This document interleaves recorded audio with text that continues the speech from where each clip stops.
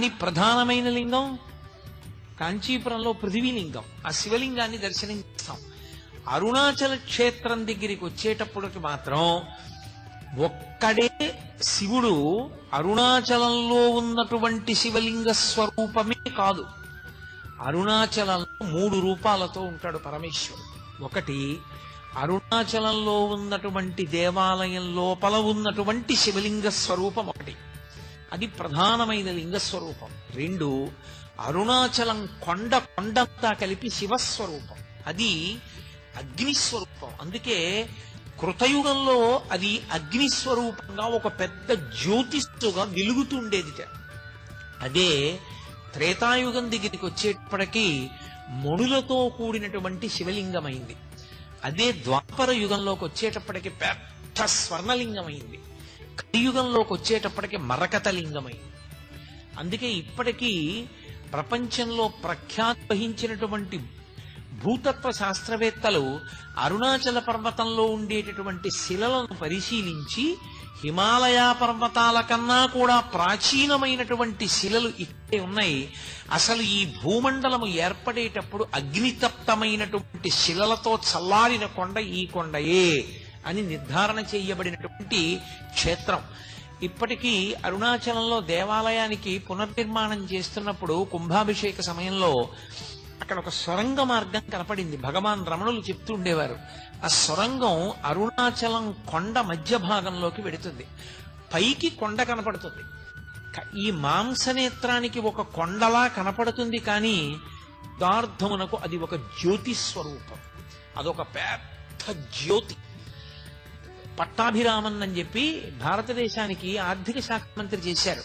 ఆయన తిరువణ్ణామలై వెడితే ఆయనకి అక్కడ ఉన్నటువంటి కొండలో పెద్ద జ్యోతి కనపడింది. ఇప్పటికీ అరుణాచల క్షేత్రంలో ఎందరో మహాపురుషులు దర్శనం చేశారు, ఎందరికో దర్శనాలు అయ్యాయి, ఎన్నో చోట్ల గ్రంథస్థమయ్యాయి ఆ విషయాలు. సప్తర్షులు కూడా జ్యోతుల యొక్క స్వరూపాలతో వచ్చి అరుణాచల పర్వతంలోకి వెళ్లి పరమేశ్వరుణ్ణి సేవించి మళ్ళీ ఆకాశంలోకి జ్యోతుల రూపంలో వెళ్లి సప్తర్షి మండల ప్రవేశం చేస్తుంటే దర్శనం చేసిన వాళ్ళు ఎందరో ఉన్నారు. సభాముఖంగా చెప్పడం నాకు ఇష్టం లేదు, కానీ నేను మీతో ఒక విషయం చెప్తే మీరు ఆశ్చర్యపోతారు. నేను అరుణాచలం వెళ్ళినటువంటి మొట్టమొదటిసారి గిరి ప్రదక్షిణం ఎలా చెయ్యాలో కూడా నాకు తెలియని రోజుల్లో నేను ఎలా గిరి ప్రదక్షిణం చేయాలి, నాకు ఈ క్షేత్రంలో ఇంతకాలం ఉండాలి అని ఏమీ తెలియక నేను మళ్ళీ తిరుగు ప్రయాణం ఏర్పాటు చేసుకొచ్చేసాను. ఎలా అని నేను అక్కడ నిలబడి ఉంటే ఒక వ్యక్తి వచ్చాడు. గిరి ప్రదక్షిణం చేస్తారా అని అడిగాడు. అవును అన్నాను. నేను తీసుకెడతాను రండి, నేను ఇక్కడే ఉంటాను, ఇప్పుడు చూస్తూ ఉంటానన్నాడు. చీకట్లో నడిచి పెడుతున్నా. నాకు ఎప్పుడూ అనుమానం ఒకటి ఉండేది, రాములు తల్లిగారికి మోక్షం ఇచ్చారు, ఏ కారణానికి అని అనుమానం ఉండేది. నడిచి వెడుతుంటే ఆయన నన్ను రాత్రి 11 గంటల వేళ అకస్మాత్తుగా చేయి పట్టుకుని అటువైపుకి తీసుకెళ్లాడు పొదల దగ్గరికి. రమణుడికి స్వార్థం, వాళ్ళ అమ్మకే మోక్షం ఇచ్చాడు అవునా అన్నాడు. నేను తెల్లబోయాను, ఇదేంటి ఇంత ఖచ్చితంగా నా మనసులో మాట అన్నారని.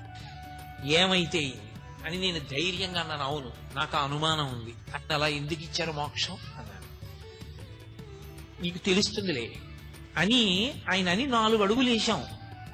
మీరు నన్ను నమ్మండి, ఇంత పవిత్రమైన వేదిక మించి చెప్తున్నాను, అబద్ధాల అడుగు బతకవలసిన అవసరం నాకు లేదు.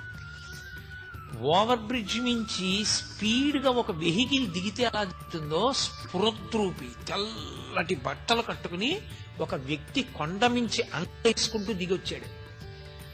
మీరు ఇక్కడే ఉండండి అని నన్ను తీసుకెళ్లిన వ్యక్తి దూరంగా వెళ్లి ఆయనతో మాట్లాడాడు. నాకు ఒక్కటే కనపడింది, ఆయన చేతి గోళ్లు మాత్రం ఇలా వచ్చి ఇలా తిరిగి ఉన్నాయి, పెద్ద పెద్ద గోళ్లు ఇలా తిరిగిపోయాయి.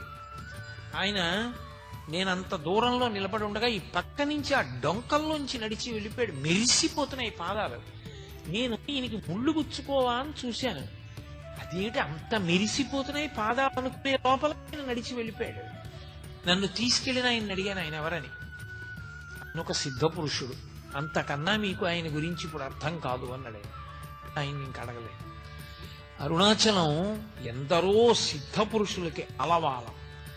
దేవతలు కూడా ఎప్పుడు దానికి ప్రదక్షిణం చేస్తూ ఉంటారు. ఎందరో మహాత్ములు అరుణాచలంలో ఉండేటటువంటి గుహలలో నివాసం చేస్తూ ఉంటారు. అంత గొప్ప పర్వతం. ఆ పర్వతం అంతా శివస్వరూపం. ఆ కొండంతా శివుడే. అందుకే ఒక్క అరుణాచల క్షేత్రంలో మాత్రమే ఒక మినహాయింపు. 24 మైళ్ళ దూరం, ఆ కొండ చుట్టూ 24 మైళ్ళ దూరం దాని యొక్క తేజస్సు పడుతుంది. ఆ తేజస్సు ఉన్న లోపల దీక్షా నియమాలు లేవు. ఏ దీక్ష అక్కడ అవసరం లేదు. భగవాన్ రమణులు గోచి పెట్టుకుని ఉండేవారు, ఒక నూలు గోచి. ఆయన గోచి పెట్టుకుని కూర్చున్న రోజుల్లో శృంగగిరి పీఠం నుంచి ఒక పండితుడు ఒక ఆయన వచ్చారు. అప్పటికి నృసింహభారతి స్వామి వారు పీఠాధిపత్యంలో ఉన్నారు. అయ్యా, మీరు అన్నీ విడిచిపెట్టేశారు, మీకు ఏవీ బంధనాలు లేవు, కానీ ఇలా తెల్లటి గోచి పెట్టుకుని ఉండడం కన్నా సన్యాస దీక్ష తీసుకుంటే బాగుంటుంది. సన్యాస దీక్ష కాదంటారా? అథవా మీరు ఒక కాషాయ గోచి పెట్టుకుంటే బాగుంటుంది అన్నారు. రమణులు ఏం మాట్లాడలేదు. ఆయన అప్పుడు విరూపాక్ష గుహలో ఉన్నారు కొండ మీద. నేను కిందకి వెళ్ళి స్నానం చేసి భోజనం చేసి 3 గంటలకు వస్తాను, ఏమైనా మనసు మార్చుకుంటే చెప్పండి అని కిందకి వెళ్ళారు. ఈలోగా ఒక వృద్ధుడు వచ్చి ఒక పెద్ద పుస్తకాల మూట ఒకటి అక్కడ దింపాడు.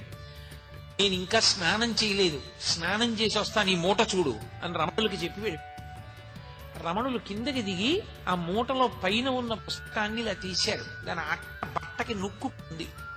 ఎక్కడ నొక్కుందో అక్కడ తీసి చూస్తే సంస్కృతంలో ఉన్నటువంటి అరుణాచల మహాత్మ్యం పుస్తకం. ఆ పుస్తకంలో ఉంది, ఆ కొండకి 24 మైళ్ళ పరిధిలో ఏ దీక్షా నియమము లేదు, అందుకని సన్యాస దీక్ష అని ప్రత్యేకంగా తీసుకుని ఉండవలసిన అవసరం లేదు అరుణాచలంలో అని.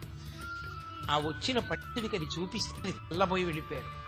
చిత్రం ఏమిటంటే ఆ వచ్చిన వాడెవరో కాదు, భగవాన్ రమణుల్ని ఆదుకోవడానికి ఆ పుస్తకాలు పట్టుకు పరమశివుడు వచ్చి ఆ మూట అక్కడ పెట్టాడు. ఇక మళ్ళీ రాలేదు ఆయన.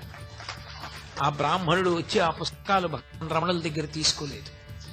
అంతటి పరమ సత్యమైనటువంటి క్షేత్రం ఆ క్షేత్రము. అక్కడ కొండ, శివలింగము. అరుణాచలేశ్వర దేవాలయంలో ఉన్నటువంటి శివలింగము అరుణాచల పర్వతం లోపలే ఉన్నటువంటి ఒక పెద్ద గుహ ఉన్నది అంటారు. ఇప్పటికీ అరుణాచల పర్వతం మధ్యలో ఉన్నది ఆ గుహ అంటారు. దానికే సొరంగ మార్గం ఉంది అని చెప్పేవారు రమణులు. అరుణాచల క్షేత్రంలో శివాలయాన్ని పునర్నిర్మాణం చేసినప్పుడు కుంభాభిషేక సమయంలో సొరంగం బయటపడింది. రూపంలో సిద్ధయోగ స్వరూపంతో పరమశివుడు ఇప్పటికీ కూర్చుని ఉంటాడని, సనక సనందనాది మహర్షులందరూ కూడా ఆయన్ని సేవిస్తూ ఉంటారని చెప్తారు.